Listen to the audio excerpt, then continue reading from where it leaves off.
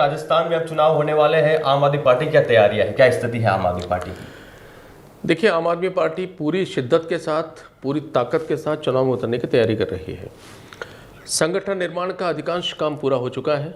1500 से ज़्यादा पदाधिकारी अब तक बन चुके हैं और अगले फेज में तकरीबन 10,000 पदाधिकारी और बन रहे हैं। मतलब प्रदेश अध्यक्ष से लेकर के और ब्लॉक तक का संगठन तैयार है।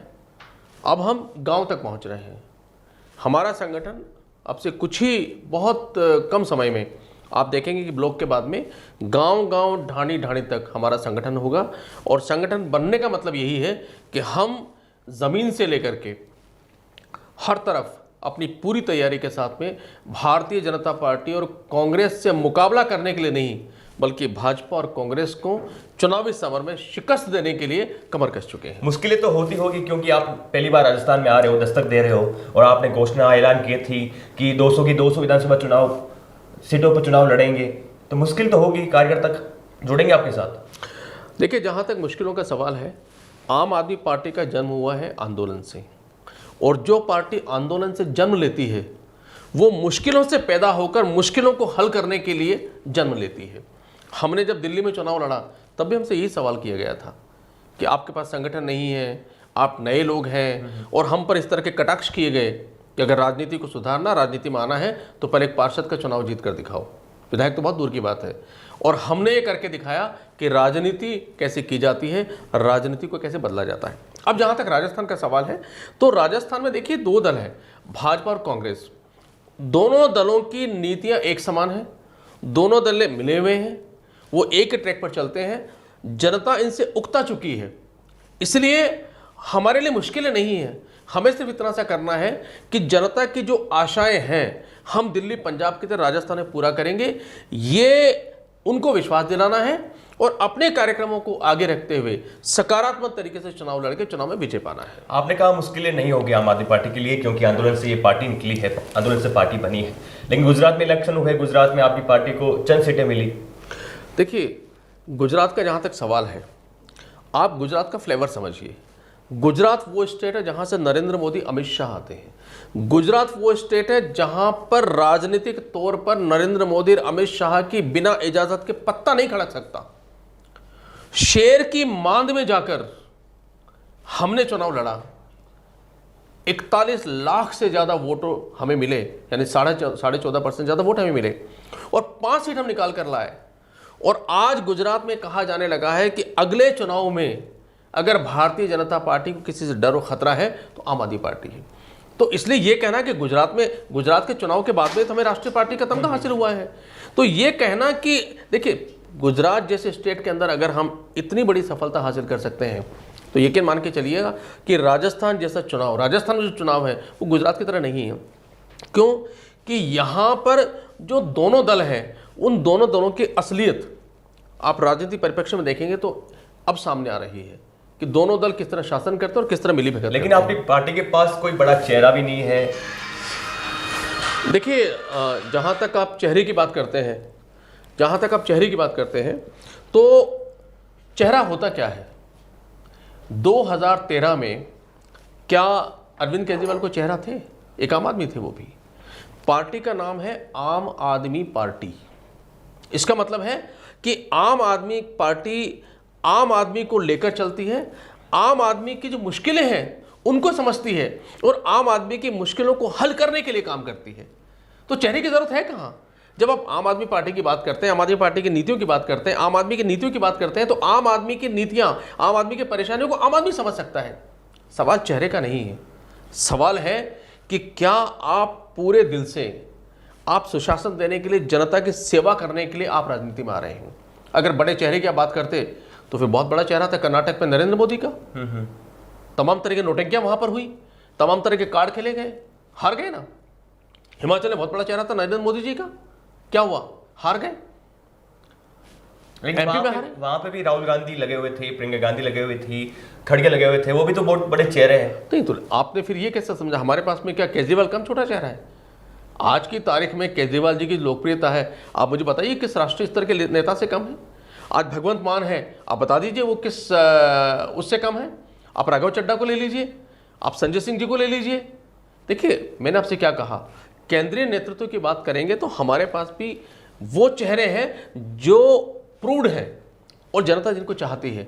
अगर स्थानीय स्तर पर बात करेंगे तो जो हमारा केंद्रीय नेतृत्व है और उसके जो चेहरे हैं, उनकी नीतियां उनके दिशा निर्देश के आधार पर राजस्थान में आम आदमी पार्टी को स्थापित करने के लिए, सुशासन करने के लिए जो यहाँ का आम कार्यकर्ता है वो आगे बढ़ेगा और जनता के आशीर्वाद से हम यहाँ पर सफलता हासिल करेंगे। कांग्रेस में सचिन पायलट अपने अलग तेवर दिखा रहे, आक्रामक है, सड़क पे आ चुके थे, मैदान में उतरकर उन्होंने 5 दिन तक जनसंघर्ष यात्रा की और अपनी सरकार पर कार्रवाई न करने के आरोप लगाए। जो वसुंधरा राजे के कार्यकाल में जो कथित घोटाले हुए थे उन पर कार्रवाई नहीं करने के आरोप लगाए थे।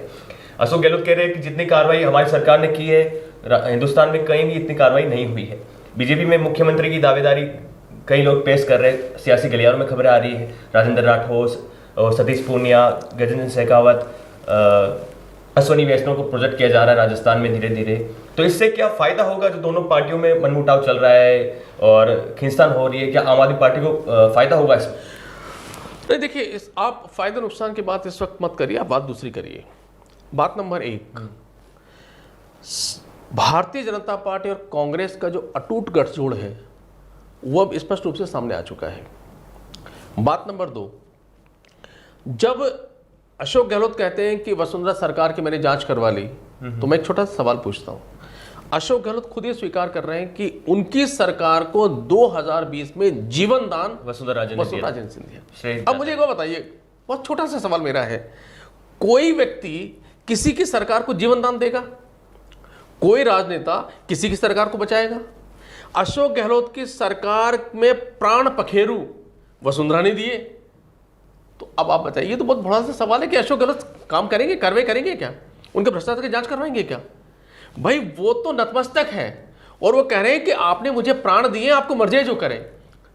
तो ये अगर वो कहते हैं तो सब बड़ा झूठ बोल रहे हैं। जहां तक सचिन पायलट का सवाल है, देखिए सचिन पायलट क्या है? सचिन पायलट उस खानदान से हैं जिसकी जड़ें राजनीति में कांग्रेस के अंदर बहुत गहरी हैं। सचिन पायलट उप मुख्यमंत्री रहे हैं, सचिन पायलट प्रदेश अध्यक्ष रहे हैं, सचिन पायलट केंद्रीय मंत्री रहे हैं। सचिन पायलट अशोक गहलोत की एक एक लीक पोल को जानते हैं।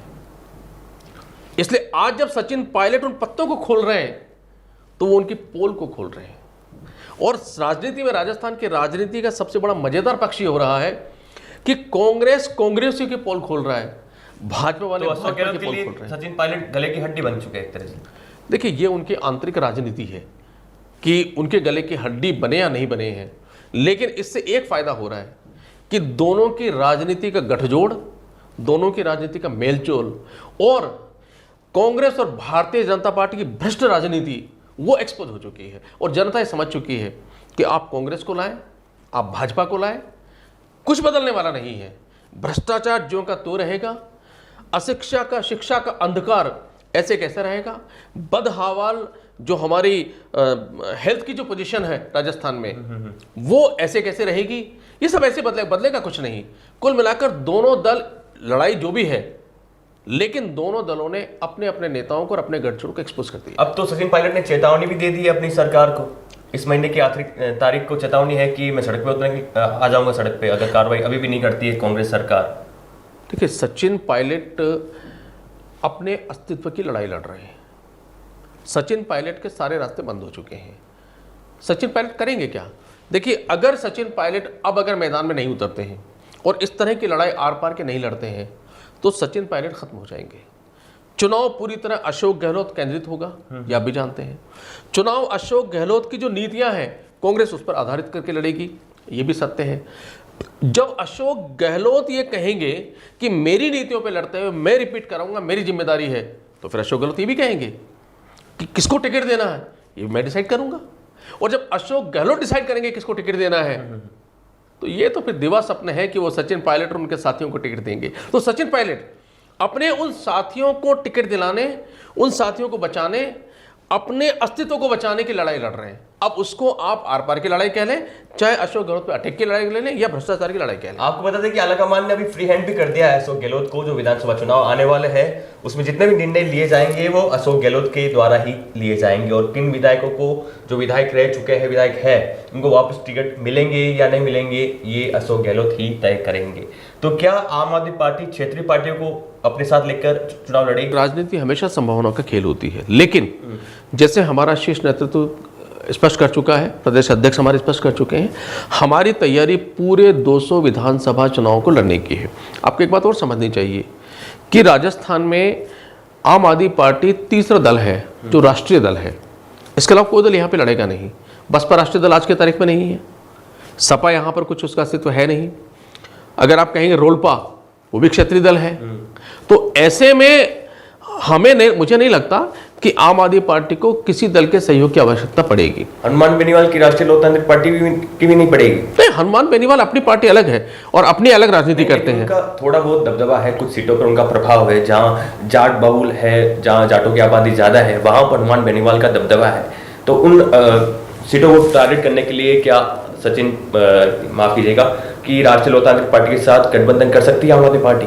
नहीं, देखिए, पहली बात, हम जाति की राजनीति नहीं करते हैं, ना हम कोई समीकरण की राजनीति करते हैं। हमारा मानना है कि अच्छे स्कूल बनाएंगे तो फॉर ऑल, सबके लिए होंगे।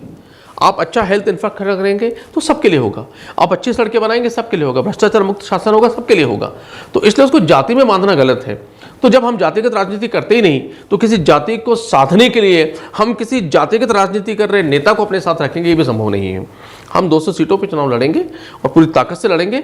और राजस्थान की राजनीति में इस बार जो चुनाव होगा वो अद्भुत होगा। जैसा हमारे संदीप पाठक जी कह चुके हैं, राजस्थान की जनता और राजनेता उसे याद रखेंगे। जिस प्रकार से आम आदमी पार्टी अभी नई है, राजस्थान में अपना क्षेत्र तलाश कर रही है, क्षेत्र बना रही है, युवाओं को अपने साथ बनाने की कोशिश कर रही है, तो क्या 200 की 200 विधानसभा सीटों पर चुनाव लड़ना ये कुछ तो मुझे मुश्किल लग रहा है? देखिए, नई पार्टी का जहां तक सवाल है, 10 साल पुरानी पार्टी है। हम जिस भी क्षेत्र में चुनाव लड़ेंगे और जिस भी राज्य में चुनाव लड़ेंगे, हम डेफिनेट नए होंगे। हाँ, अगली बार जब आप चुनाव लड़ेंगे तो फिर आप ये नहीं कहेंगे हम नए हैं। तो नया तो हर क्षेत्र में होगा। जहां तक सवाल आप ये कह रहे हैं कि क्या हमारे लिए 200 चुनावों पर लड़ना संभव है, तो क्यों संभव नहीं है। हमारा इतना बड़ा कार्यकर्ता बेस यहाँ पर हो चुका है। हमने बीच में ड्राइव चलाया था, उसमें 4 लाख लोगों से ज़्यादा लोगों ने हमारे यहाँ सदस्यता ली है, और ये तो 2 महीने पुरानी बात है।